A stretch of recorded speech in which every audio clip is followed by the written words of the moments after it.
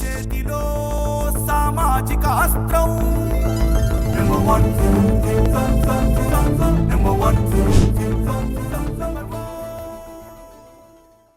మీరు కాల్ చేసినందుకు మరో కాలర్ సిద్ధంగా ఉన్నారు. పులివెందుల నుంచి ప్రభాకర్ రెడ్డి గారు. సార్ నమస్తే. నమస్తే. నమస్తే సార్ మీరు ఏ డిపార్ట్మెంట్, మీ డిజిగ్నేషన్ ఏంటి? నేను టీచర్ రిటైర్డ్ అయి ఉంటాను. ఓకే.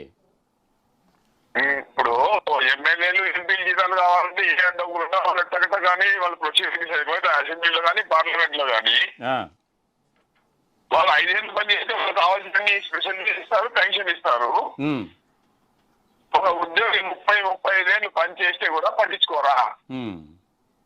రెండోది 3 లక్షలు అప్పు చేసినారు, ఏం చేసినారు, ఎక్కడ ఖర్చు పెట్టినారు, కనీసం దాంట్లో 1 చూపించిన ఉద్యోగ సమస్యలు అన్ని పోతాయి కదండి.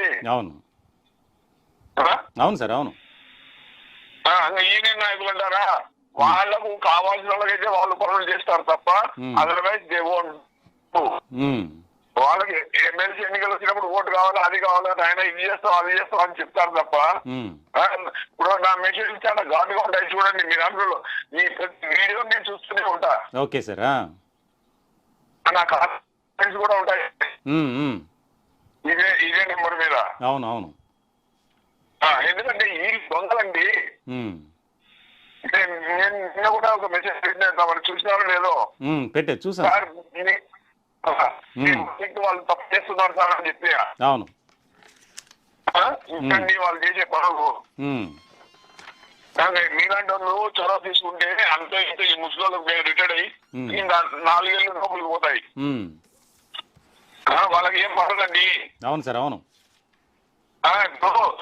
వాడిపోయినా హెలికాప్టర్ కావాలా, దొడ్డిపోయినా విమానం కావాలా, వాళ్ళకైతే అన్ని కావాలా, మిగతా వాళ్ళందరికీ నోట్లో పట్టుకోవాలనా? ఇది ఎక్కడండి న్యాయము? అవును సార్, అవును.